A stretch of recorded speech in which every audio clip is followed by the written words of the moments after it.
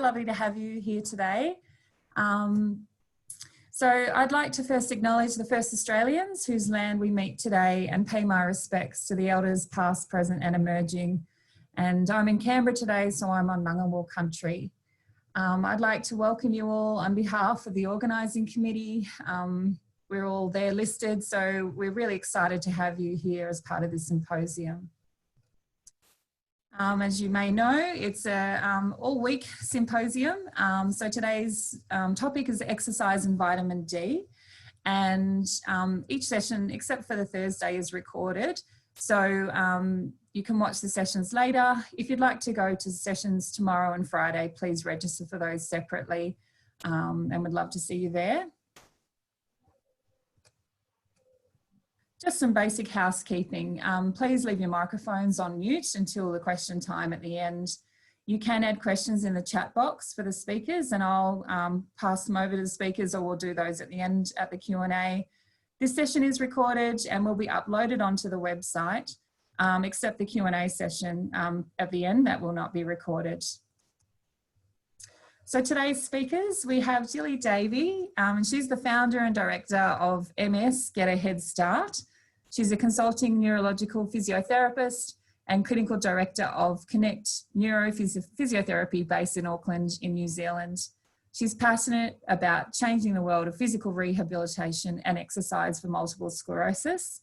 And she's started the innovative MS Get a Head Start program and started that in 2012. And we also have Professor Robyn today. She is a medically trained epidemiologist and public health physician. She is recognised nationally and internationally for her research on environmental risk factors for multiple sclerosis, particularly in relation to past sun exposure and vitamin D. She's currently the head of the National Centre for Epidemiology and Population Health at the Australian National University, president of the Australasian Faculty of Public Health Medicine, and member of the ACT MS Engagement Council. So I'll stop sharing my screen so that Gilly can share hers. And when you're ready, Gilly, we welcome you. Fabulous. So hopefully, I just start, everyone can see my title slide. Does that come through okay?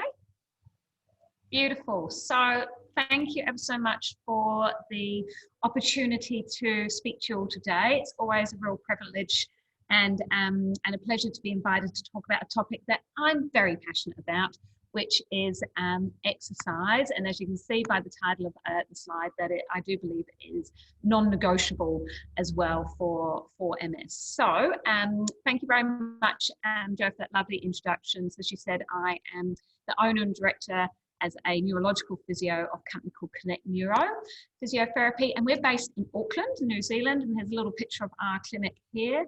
I'm very fortunate to have some great students and physio assistants and some contracting physios that join me in our practice. And as she said, I'm also the founder of the program called MS Get a Head Start. I do like to try and practice what I preach, so I am quite into running myself. I have had a long setback of injuries, but on my way back. And I'm really fortunate, especially at New Zealand, which there's always benefits to being on a small island at the bottom of the Pacific in a COVID world. And this is the beach, Beccles and Tihanga Beach, which is about a 20-minute drive from where I live. So I'm very fortunate that this is where I get to hang out and go for walks and runs. Gilly, I'm just going to interrupt, sorry to interrupt, Gilly. I'm just going to ask people if they can see on their screen, you can press stop video, and we might have to do that because Gilly's bandwidth for New Zealand so far away is giving her trouble. So what you can do is just put stop video on the bottom hand corner, and I'm going to do it so you're not going to see me anymore, but that might make Gilly less crackly there.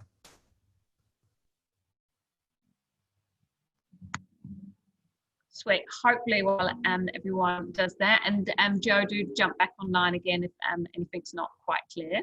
But today's journey, I only have about 20 minutes. And if anyone who is listening does know me, I do talk a lot. So trying to get in what I'm going to talk about in 20 minutes is a bit of a challenge. So I'm going to try and really just focus on what regular exercise can really impact from an MS point of view. And hopefully I'm going to cover some bits that you might not know is the plan today. So first of all, benefits of exercise that you hopefully already know. So hopefully this is a recap for quite a few of you. On the slides, I do use a lot of research and evidence to obviously base what I talk about and the programs that we deliver. So some of the main research I put down as references on the slide. If anyone does want access to the full reference list or anything later, then you can easily do that by dropping me an email, and my email address will be at the end of the slides. So, some things that you should hopefully already know about exercise is that it's good for your heart. Exercising regularly is going to give you a really good, strong heart, help manage things like your blood pressure, resting heart rate, and combined with that, when you use your heart, you use your lungs. So participating in regular exercise is going to improve that cardiovascular fitness. So the stronger your heart and lungs are and the fitter you are, the easier it is to just move around and to do the daily chores that you want to without it being draining on you. So these are elements that have all been tested and shown specifically in the MS population that regular exercise can help heart and lung cardiovascular fitness, as well as participating in strength programs. So when you strengthen, you build muscles. Increased muscle size means that you're stronger and more efficient at being able to move and do what you want. So when you've got a population that struggles a lot with fatigue, anything that can increase movement efficiency is going to use less energy, which means you're going to have more opportunity to move. So we have the ability to change muscle strength. Also, regular participation in exercise has been well shown to improve things like rates of depression and anxiety, because mental health is really important. So just being able to get out and get moving can really help, how we cope with the day-to-day challenges that enter into our heads. We've also got bone health. So exercising regularly is really important for improving that bone health and bone strength. So, unfortunately, hopefully it wouldn't be great news for everyone, but we are aging. The problem we have an annual birthday every year, that as we do age is that our bone density does change. And unfortunately for the females, watching this is that we do become, more risky at osteoporosis than the men. And it is weight-bearing exercise and strengthening that keeps those bones strong. So again, another real benefit from exercise. Also, what we've got is balance. So what we do know in MS is that balance can be really easily disrupted, both by vestibular changes, so that's your inner ear balance, but also by sensation, muscle weakness, just kind of the state of knowing where your body is in space. So it has been shown with lots of research that participating in a specific balance and exercise program can improve balance in MS. And that's really important, because if your balance isn't very good, then you start to lose confidence in how well you move. And that's when you have the risk of falling and hurting yourself and start to reduce that mobility levels. So it's really important that we keep on top of how balanced you are. Also, hopefully everyone's well aware that exercise is obviously really key for managing your weight and your metabolic rate. The better weight you are regarding, as long as you're not overweight, then, moving's going to be easier, as well as having a better metabolic rate means that, you're going to be less at risk of things like diabetes, etc. So all of this together helps to improve function, and that's basically your day-to-day living, how far you can walk, can you get around the shops, how well you can cope at home, even if it's running marathons or whatever it may be, but that function is important. So when we combine all these fabulous effects of exercise, and these have all been backed up by research and things like systematic reviews, is they all basically equate into really good quality of life. And that's really important, that, you're leading that good quality life. So some benefits of exercise that you might not know is obviously participating in exercise. It's really easy to talk about it, but to actually participate regularly is pretty hard when there's a lot of barriers. And unfortunately, with MS, we do have quite a few big barriers to exercise. And two of those main barriers that a lot of people have is fatigue and pain.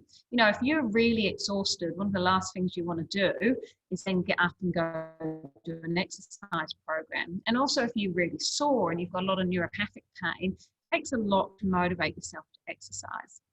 But the good news is that Paluti in 2013, she did a really great systematic review of 17 randomized controlled trials that showed there was a small but significant improvement in fatigue for those who exercise regularly.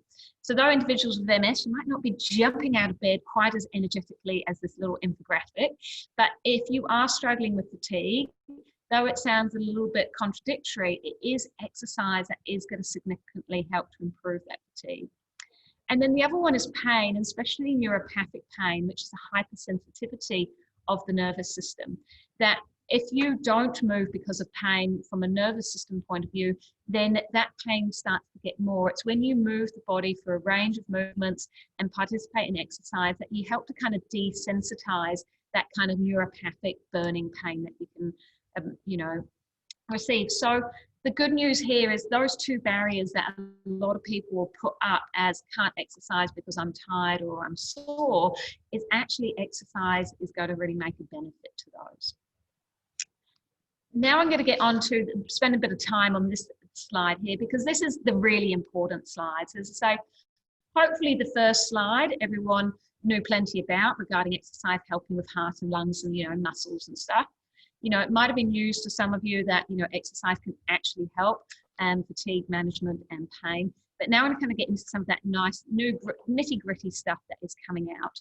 So it's really important, really exciting for us to now see that there is this potential of exercise being a disease modifying approach to MS. And we've discussed this potential in the clinical practice for a wee while now. And what's really exciting is that we're starting to get more and more published evidence that actually support what kind of this clinical hypothesis has been. And you can see with that some of the latest research I've listed down there is we've got 3 articles that have been released this year and an article last year. So it's really starting to look at some of that up-to-date stuff. So Negresci et al. In 2019, they did a systematic review, and what they discovered that there is existing evidence from MRI studies that can confirm that exercise training can improve the central nervous system integrity and function.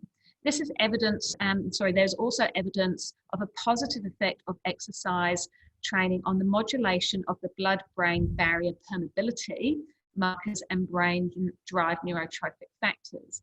So what this means is that basically it's exercise that is working on maintaining brain volume, so reducing axon dieback, okay, in sense of getting the function, so that increasing the brain function element is that things that we would call synaptogenesis, okay, and the delivery of brain-derived neurotrophic factors helps to prevent axon dieback and to really kind of drive remyelination areas in a normal functioning brain.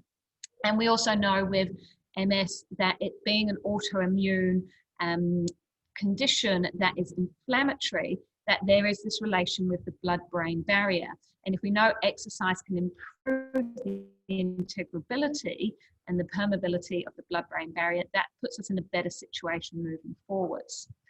And Faramasi et al. 2020, they did an interesting study looking at cytokines. So cytokines are those inflammatory markers that have been studied for a while in MS.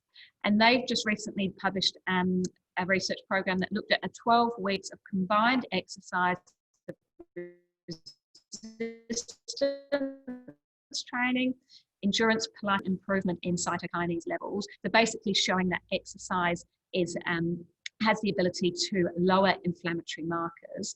Now, what was really exciting about this research project is that they showed it didn't matter where in the disability status, so whether they were mildly affected by MS or whether they were severely affected by MS, they still had the potential to have this positive effect on those anti-inflammatory properties of exercise. So that's some really exciting stuff around that brain health. We've also got cognitive health and basically cognitive function. And there's this really great study that's just come out by Oxcall in 2020, which is a small single-blinded randomized controlled trial. So it's only small. It was 34 individuals with relapsing remitting MS of a mild type, but they all had cognitive impairment. Now, these guys completed 8 weeks of 3 sessions a week of aerobic and Pilates-based training. And the results showed a significant improvement in long-term verbal memory, visuospatial memory, verbal fluency, information processing speed, walking capacity, and quality of life. So this is really exciting because we know, we've seen all those slides before, that exercise can help our physical body, but cognitive, health, cognitive function is a huge impact on quality of life. You know, if someone's cognition isn't working how they want it to, it's going to really change their ability to participate in work, in family, and in social life. And we haven't really to date had really any good mechanisms to help retrain cognition. So the fact that when you exercise, you are not only getting all those other great benefits of exercise, but you are now actually getting cognitive improvements is really exciting. And this study also confirmed that the improvement in the visuospatial memory was associated with a change in mental quality of life, while a change in verbal fluency and processing speed was associated with a positive change in mood. So that's a really exciting part, is that we've now got some more evidence to support the effect that we can have really on that cognitive process. So we've got exercise is needed to drive the brain volume changes that we've talked about, maintaining those. It's also exercise is what helps to drive any brain neuroplastic response. And we've had some good research to date to show that exercise and participating regularly in exercise actually decreases the rate of symptom relapse. So there is still a lot of fear around participating in exercise and the negative effects it may cause. And I'll talk a little bit about that in the next slide.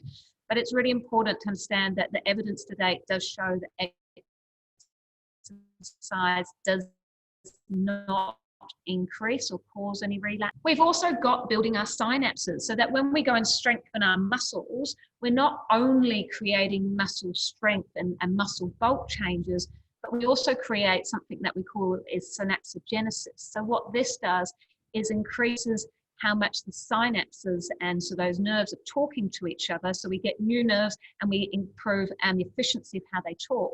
So that when you do send a message from your brain to your muscles to work, the neural drive is faster. So that basically means less is needed. So less output is needed to still create the same effective result. So what again this is, if you've got fatigue and you can now move with less energy needed, it's going to be a really great effect. And then another really interesting up-to-date study, which is now looking at actually studying mitochondria. So mitochondria are those little battery pack cells that are in all of our cells in the body, and importantly, they're in our muscles, and they have a really big role to play in our muscles. And Manfredini, sorry, I can't quite pronounce that name correctly, et al. 2020, they studied the influence of robotic-assisted gait training in severely disabled people with MS. And interestingly, with that training, that they saw that there was a positive rebalance of altered serum, metabolic, and muscle parameters in the mitochondria. And that was following just 12 sessions. So, you know, we're now getting some evidence that change on this kind of neuropathological level as well, which is really exciting. So I've talked about all these great things. It is also really important, however, that I include that though the evidence is very exciting, it's still in its infancy. And there's a huge amount we still do not know. And this is confirmed by a recently published systematic review on exercise training as a neuroplasticity inducing behavior by Sandroff 2020, that concluded that there is mixed evidence that there is mixed evidence that do not sufficiently examine the hypothesized mechanism of action. And we're heading in the right direction. So basically, we still don't fully know how to measure brain activity and synaptogenesis and mitochondrial health when we're doing kind of exercise-based programs. So we're heading in the right direction, but you know, it is stuff that we're still not necessarily 100% sure. However, we do have a small problem, or actually a really large problem. And this is that even though I've just talked about all this amazing evidence and research and the benefits of exercise, is that we still have 80% of people with MS are below the activity recommendations.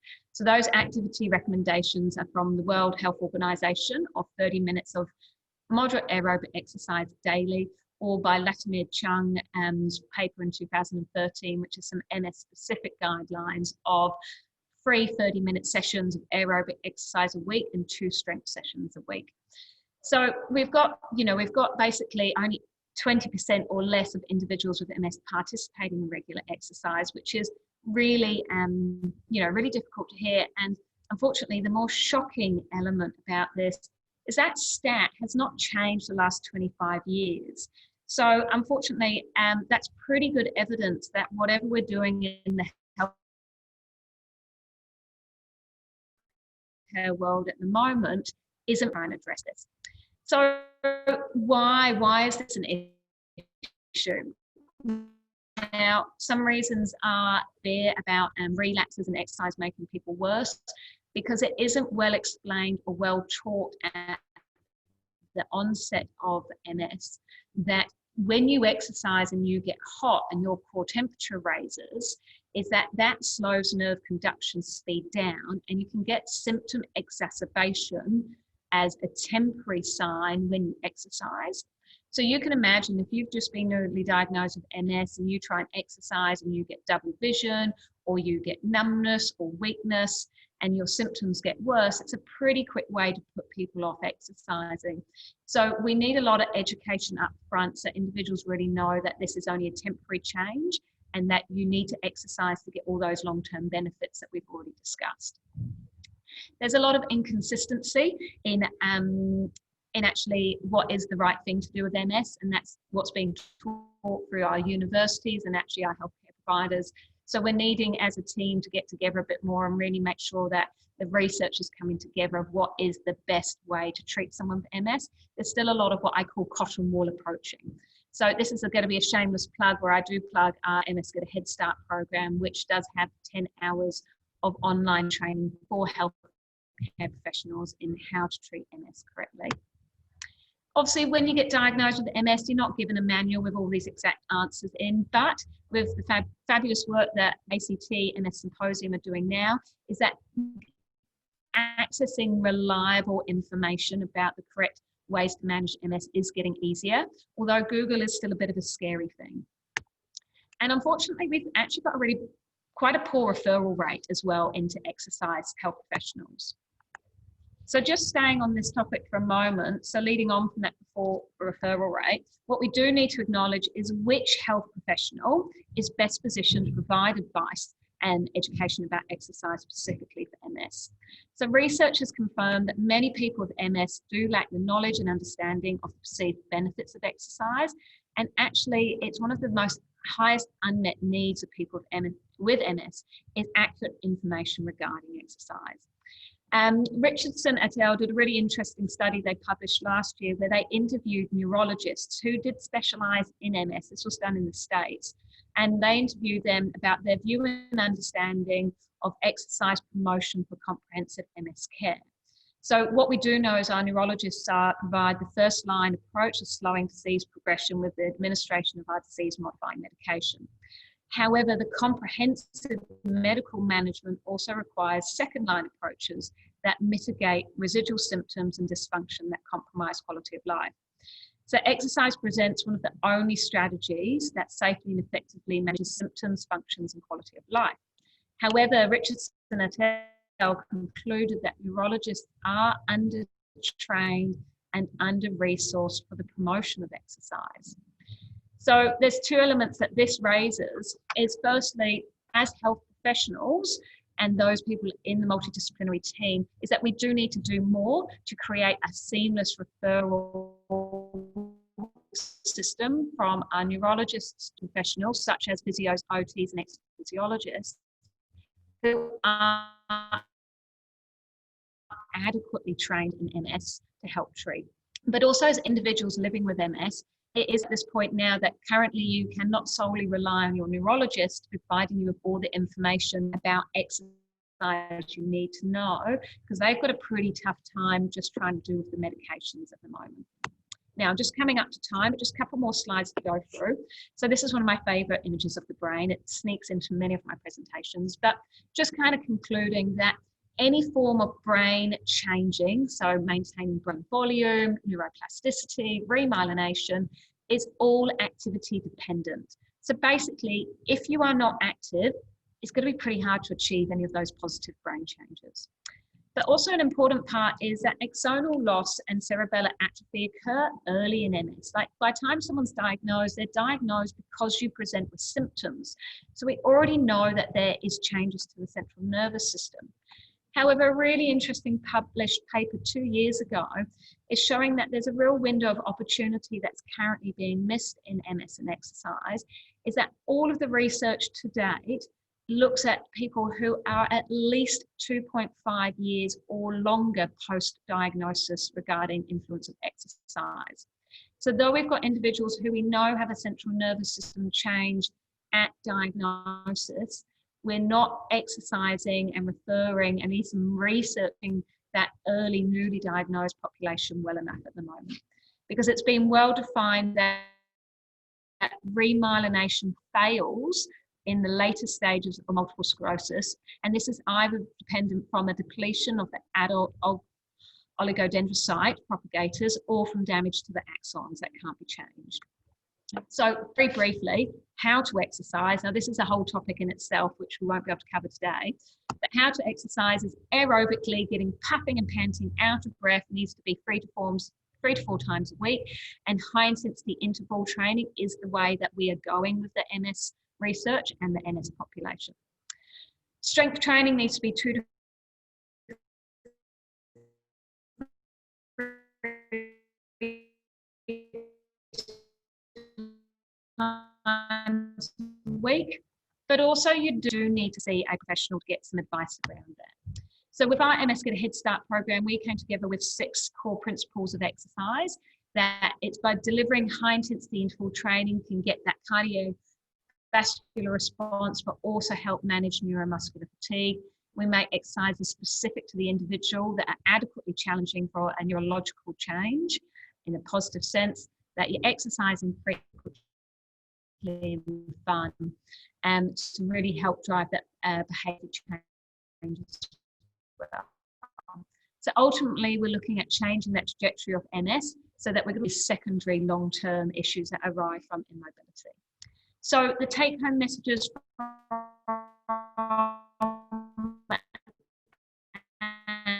this is that exercise has an amazing, unfortunately non-negotiable, but you do need the right support to get there.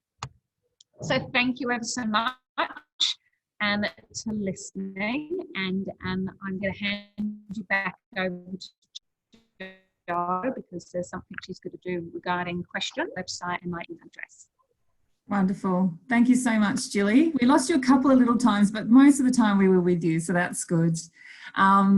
There are a couple of questions. I thought we might just ask you one question. People are asking about how much you cost. I think they'll have to email you directly about that.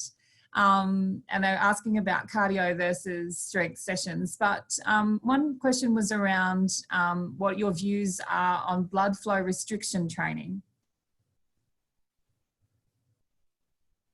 Oh, have we lost her?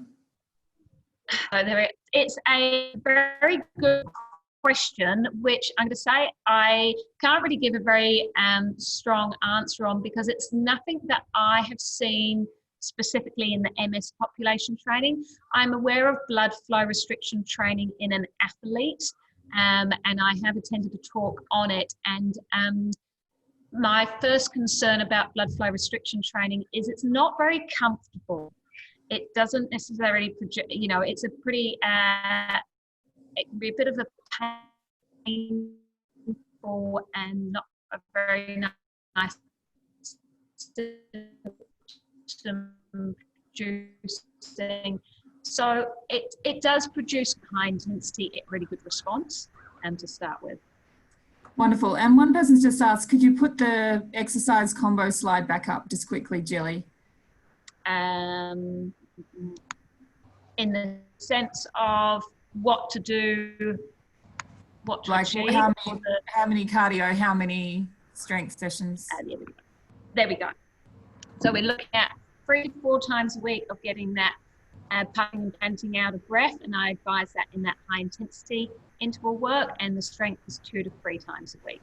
And that's to maintain, that's to stay at a maintenance. If you want to improve, you'll often need to do more than that to then get you to the next level, and then you can maintain it. Yeah. I think there's more questions coming in for you, Gilly, but we'll get to Robyn's presentation and we'll do the question time at the end of both of you. So thank you. Thank you, Robyn.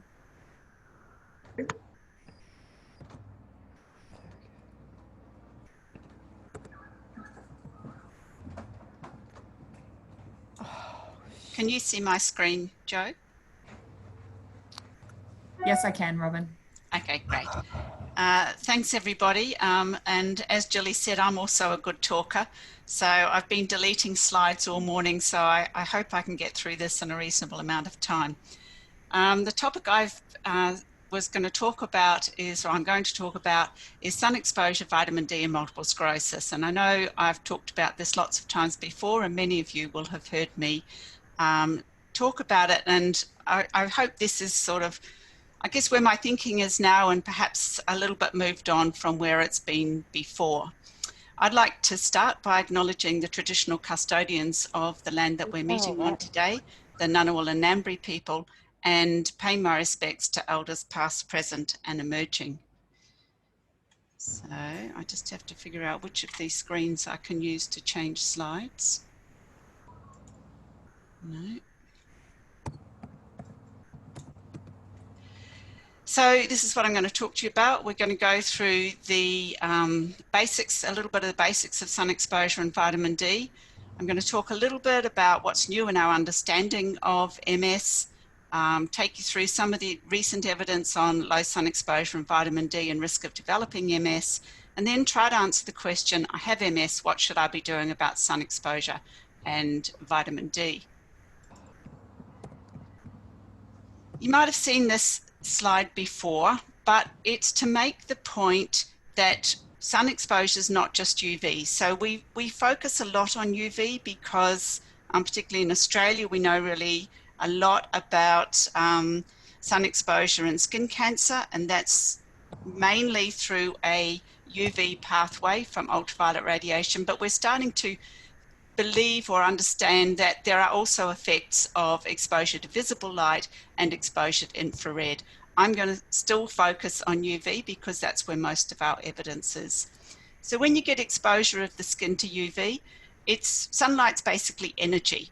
And what happens is that molecules or chemicals within the skin absorb some of that energy, they get very excited, and they change their structure in various ways. So we know that this happens with DNA. That change in structure can ultimately lead to a skin cancer. We know that there are molecules in the skin, a precursor to vitamin D, and when you change that structure, it becomes vitamin D. So that's important. But there are lots of other molecules, and they also take in that energy, they get changed, and they have effects on the body. They have effects on the brain, they have effects on multiple parts of the body. And so when you get sun exposure of the skin or the eyes, you're not just getting DNA damage or vitamin D, but you're getting all of these things at the same time. So moving on to vitamin D. As I said, when sunlight shines on the skin, the energy is taken up by this molecule called 7-dehydrocholesterol here. It's turned into vitamin D.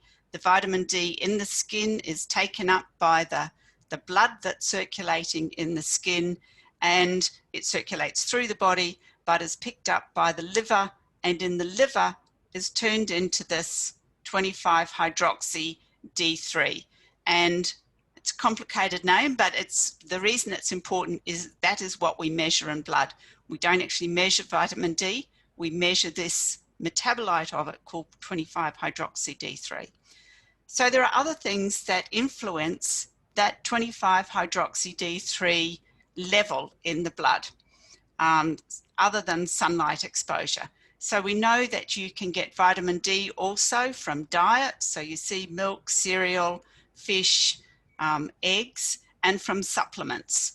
That goes through a different pathway, obviously. It goes into your gut, it's absorbed in the gut, and it goes through a different body fluid called the lymph.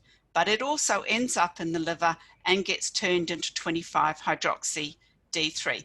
It's a different pathway, and it's possible that they're not equally sort of usable by the body, those two different pathways, sun exposure and through the gut.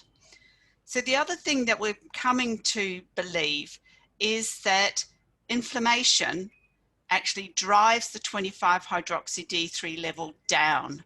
So Anne talked on Monday about inflammation, and what we see is even in people who have very good vitamin D levels or 25-hydroxy D levels, if they have an operation or they have some other major insult or something that induces inflammation, the 25-hydroxy D3 level goes down. Just overnight, it goes down. So I don't really understand what the reasons for that are, but it's important for us to understand these different effects. So the rest of the vitamin D pathway, the thing that we mainly think about vitamin D is making sure that calcium levels in the blood stay very within sort of very tight limits. So if calcium levels in the blood go down for any reason, these parathyroid glands, which sit in our thyroid at our neck, sense the low calcium. That causes the release of a thing called parathyroid hormone, and the blood that's circulating, and it's got this 25-hydroxy-D in it, as it goes through the kidneys, that gets changed into this active form, 125-dihydroxy vitamin D. That tells the gut to increase the amount of calcium that's being absorbed. And that's really important for a whole lot of functions, but particularly for our bones and making sure our bones remain strong. So moving on to MS and the disease course. So this is an old slide. This is how I've always thought about risk factors for MS. So that there was a bunch of people, a bunch of factors that affected the risk of getting MS, and then there was a bunch of different factors that affected the risk of MS being more active and progressing faster. And that seems to still be true for some things. So for genetic risk and for Epstein-Barr virus infections, so the thing that causes glandular fever, they seem to affect the risk of getting MS. But they don't seem to have a huge effect on what happens after you're diagnosed with MS. They don't seem to affect the disease course or how active the disease, how many relapses, how quickly it progresses. And I guess in a way they're a sort of a yes-no type exposure. You know, once you've had Epstein-Barr virus infection, you can't unhave it. You've had it, and that thing has happened. And the same with genetic risk. You can't sort of unhave your genetic risk. But this is a newer way of thinking about MS. It's not just that you get it and then you progress, but that if you look at the little arrows along the bottom here, this is MRI activity, but if you think about it as episodes of inflammation. So as I say, Anne talked about inflammation on Monday, and we think now that there are episodes of inflammation happening way before we first have symptoms, way before people with MS first have that first event, or even before we actually look at MRIs and see the lesions on MRIs. And so there are a bunch of exposures or a bunch of factors that influence that inflammation. And so you might think about smoking, for example, which we know increases the risk of MS, and it also increases the risk of more active disease and faster progression. And it's a pro-inflammatory thing. It makes inflammation, it makes oxidative stress. It's basically bad, but it's sort of driving more and more of these inflammatory episodes. And you can see that it's logical then that it will have an effect right across that disease course. It's not something that stops at diagnosis. And I think sun exposure and vitamin D are in that same type of continuous thing. They're anti-inflammatory, so they both decrease inflammatory activity, but it's logical that they will have an effect that goes right across the MS disease course a beneficial effect by dampening down that inflammation that is part of the MS disease course across the whole disease course. This came through my emails. It was a blog from the Gavin Giovannoni group a couple of weeks ago. And what Gavin says is that MS is one disease, not many. So we tend to sort of slice and dice MS into clinically isolated syndrome and radiologically isolated syndrome and primary progressive and relapsing remitting and all these different bits and pieces. What he says is that it is one disease with one underlying pathology, which is what I just showed you. Episodes of inflammation which drive effects, deleterious bad effects on the brain. So it's important we're not thinking about a whole lot of different disease pathways here. We're thinking about people show different symptoms and it affects people differently, but it is one disease pathway. So on to the evidence.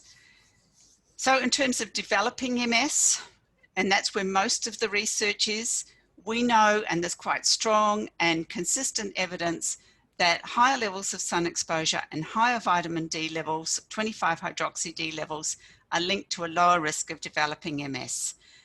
This picture of Australia here, which I show in almost every presentation, and many of you will have seen it many times, shows that MS is more common, about 7 times more common in Hobart than it is in Townsville. These are very old data from 1981, but we showed the same thing in our Osimmune study for the 2003 to 2006 period.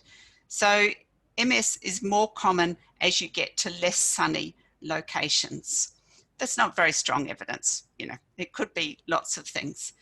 But we've also shown in a number of studies, and others have also shown, that people with MS have lower lifetime sun exposure. If you add up all the sun exposure over a whole lifetime, then people with MS report that they have had less sun exposure than people who don't have MS.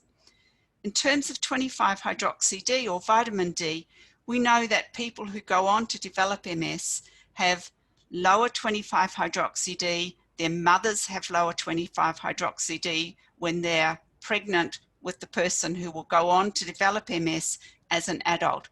We know that their 25D levels are lower at birth, in more than 10 years before diagnosis, and at diagnosis. So this suggests a process that is happening a long, long time, you know, in the very early years of somebody who will develop MS 20 or 30 years later.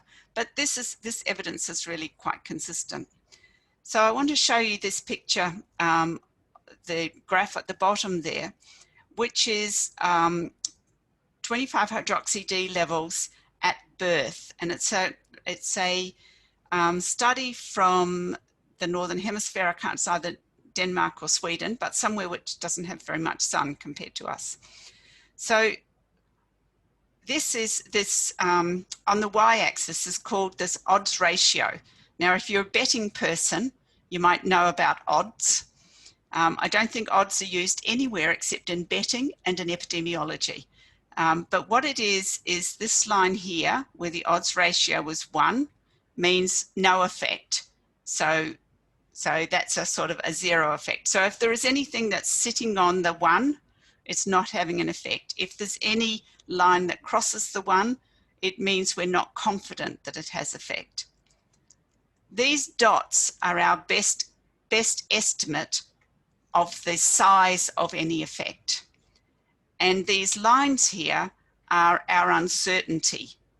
Now, if the uncertainty line crosses 1, then we're not 100% confident that that's an effect that we should be really thinking strongly about, or that we should be believing. If the numbers are below 1, it means that any increase in that vitamin D or sun exposure decreases the risk. So what this graph is showing is that higher levels of vitamin D along the bottom here, higher levels of vitamin D as you go higher, there is a lower and lower risk of developing MS. So these are vitamin D levels at birth, and this is MS that develops in adulthood.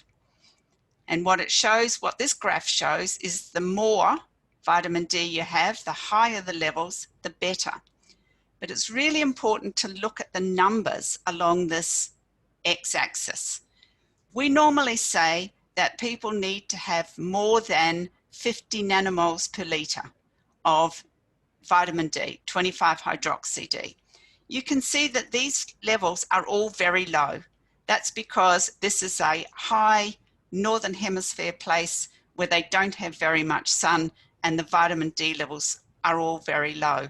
So for all of these ones less than 50, more is better.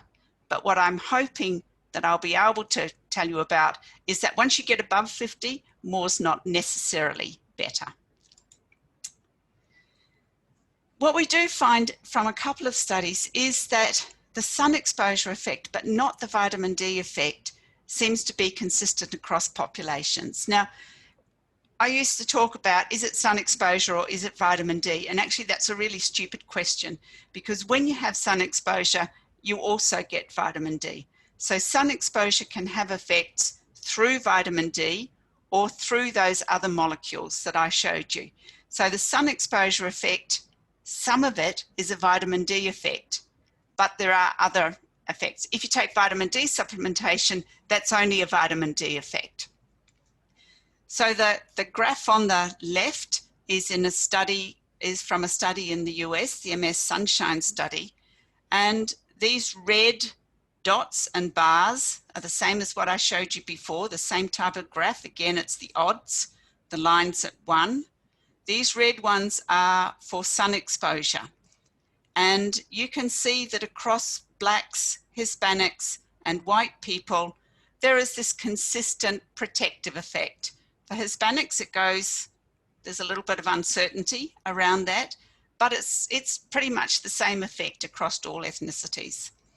For the 25-hydroxy-D level, you don't get that same consistency. So you get a protective effect in whites, but we're not seeing that with confidence in Hispanics or blacks.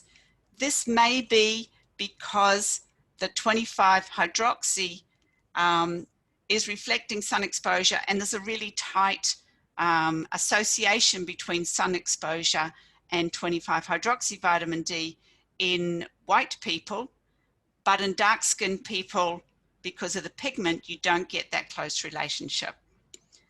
The graph on the right, this other one, is a study that a medical student has just finished, and it's about sun exposure in children who develop MS, and it's from the United States. And you can see, compared to having less than 30 minutes outside in either the summer before diagnosis or the summer in the first year of after birth, being outside for 30 minutes to 1 hour decreases the risk of having MS. It's an even stronger effect, so a much stronger protective effect if it's 1 to 2 hours. But if it's more than that, it doesn't really make any difference. It's protective, but they're pretty much the same as 1 to 2 hours. And again, what I think this is telling us is that it's really good to have a bit of sun exposure, but once you get to a certain level, a whole lot more actually probably increases your risk of skin cancer, but it doesn't, not doing anything for your multiple sclerosis. What about after you've had those first symptoms and the risk of developing multiple sclerosis? So I will have talked to you in the past about the PREVAN study, which is vitamin D supplementation to see whether once you have those first symptoms, you can stop people going on to multiple sclerosis. It's taken a long time to recruit participants for that study. We've finally got more than 200. We'll be finishing data collection and closing the study at the end of this year. And so we'll have results of that. And that will be really definitively telling us, will vitamin D supplementation halt your MS and stop you going on to that diagnosis of MS after the first symptoms? That'll be sometime next year. We do have evidence from the FOCIS study, which was done in Perth, which gave artificial UV radiation, so phototherapy, to people with the very first symptoms, clinically isolated syndrome of MS. And that was a small study, 20 people. Of the 10 people who didn't get phototherapy, they had all developed MS by 12 months. Of the 10 people who did get phototherapy, 7 people had developed MS, but 3 people had not at 12 months.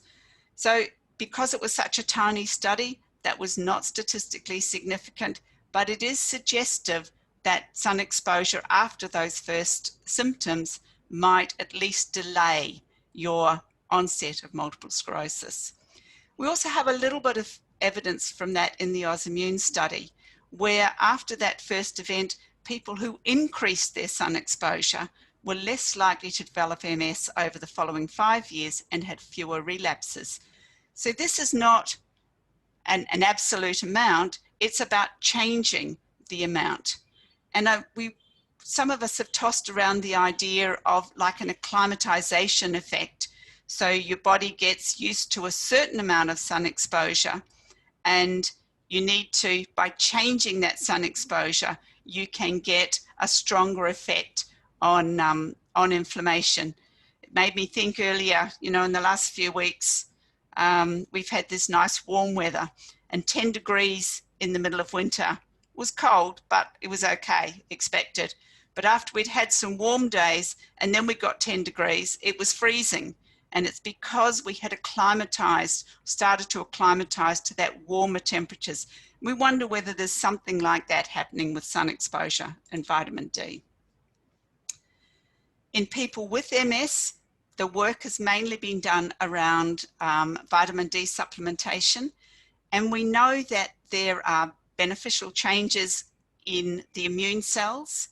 There is some evidence that vitamin D supplementation reduces Epstein-Barr virus antibodies, reduces markers of oxidative stress. In animal models, it enhances remyelination, it reduces new MRI lesions. So all these fantastic things that should be really, really good, but it doesn't seem to reduce relapses or progression. That might be a function of the way the studies are done. You can give vitamin D supplementation, but maybe you wouldn't expect it to do anything if people that you give it to are not vitamin D deficient to start with. So there's more work to be done with that, and hopefully the Prevan study will help us to understand the role of vitamin D supplementation. But if you have MS, whether vitamin D changes the disease course or not, it's actually really important for your general well-being that everybody, not just people with MS, people without MS, it's important for all of us that we maintain good vitamin D levels, at least 50 nanomoles per litre. It's really important for our bone health. So people with MS are more likely to get falls and fractures. And so vitamin D is really important for calcium, bone health, muscle health. So it's really important to maintain vitamin D levels. People with MS often don't go out in the sun so much. If you're disabled, it's more difficult to get out in the sun. If you get hot, as Gilly was saying, it can make the symptoms worse. So vitamin D supplementation might be the good thing to have for this reason, whether it does anything for your MS or not. We also know that both sun exposure and vitamin D supplementation have been shown to be better for depression and fatigue, and also linked to other things like cardiovascular health and so forth. So they're all, whether it does something for your MS or not, they're important for general good health for all of us. So what does it all mean? I would say get some sun exposure most days of the week and don't get sunburned. So the rationale is that we do have evidence that higher levels of sun exposure decrease the risk of developing MS, and I think that is through that constant damping down of inflammation. It seems likely that maintaining sun exposure after being diagnosed with MS will continue to work at damping down that inflammation. And it also, of course, produces vitamin D. As I said, make sure your vitamin D levels are always in the sufficient range. at least more than 50 nanomoles per litre all year round. And to be able to do that, you might need to have higher levels. Actually, I think that's the next slide. So it might be good for your MS, but it will be of benefit for your general health, and that's people with and without MS. So how much? More's not necessarily better. Don't just keep increasing the dose of vitamin D. That actually won't be good. And the same is true for sun exposure. So short periods often is the best. For vitamin D, what we want to do is maintain more than 50 nanomoles per litre all year round. And so particularly if you're relying on sun exposure, that might mean having to get up to 75 or 80 at the end of summer, or taking a vitamin D supplement during winter, particularly in places where it's less sunny or freezing cold like Canberra. So that's it. Well, I haven't left a lot of time for questions, but thank you for listening. Thank you, Robyn. People are welcome to try to put their video back in if you'd like people to see you this time round. We're getting a lot of questions, so I think we'll try one for Gilly and one for Robyn, just to sort of get an opportunity to answer a question. So one was for Gilly, around foot drop and exercises related to foot drop, and they also asked if keeping the foot cold will help with that. It's a great question, and it's something that definitely needs a lot of time to answer. So I'll do a little bit of a version that we're in MS, foot drop is often diagnosed, and the actual problem is a ground clearance problem, not just a flaccid foot drop. So my first bit of advice for managing foot drop is your calf length. So you need to stretch your calf muscle, because it's often spasticity and hypertonicity in your calf muscle that makes clearing the ground harder. So definitely you need to stretch the calf muscle. You can strengthen your dorsiflexors. If you've got any manual movement, you can do that, or we can look at electrical stimulation. Regarding cooling's amazing, but it doesn't necessarily need to be the extremity. So you can keep the foot cool, but actually one of the most easiest ways to manage some of that neuromuscular fatigue and overheating is by consuming, so drinking ice cold water, and they recommend